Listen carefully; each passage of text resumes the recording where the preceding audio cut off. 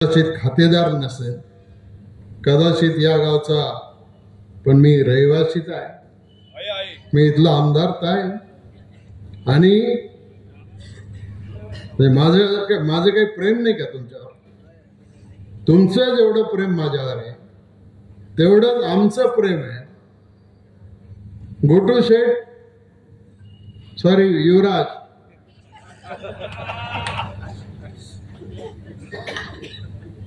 प्रसंग कुठलाही असो, आपण सगळे लोक एकत्र येऊन हे सगळं काम या ठिकाणी करत असतो.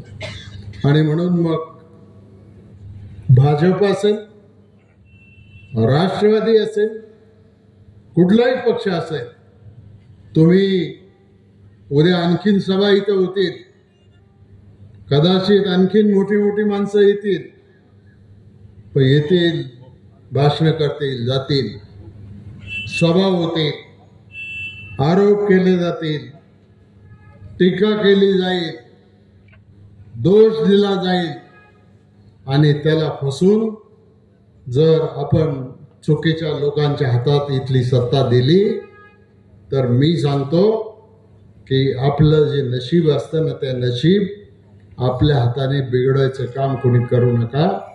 तुम्ही फक्त एकच काम करा, आम्ही सांगितलेला नगराध्यक्ष आणि आम्ही सांगितलेले हे सगळे नगरसेवक, मग पत्रिका 17 प्रभागामध्ये वेगळ्या 17 असतील, जिथं घड्याळ दिसेल तिथं घड्याळावर शिक्का मारायचा आणि जिथं कमळ दिसेल तिथं कमळावर शिक्का मारायचा आणि नगरसेवक पण निवडून द्यायचा आहे आणि नगराध्यक्ष पण निवडून द्यायचा आहे.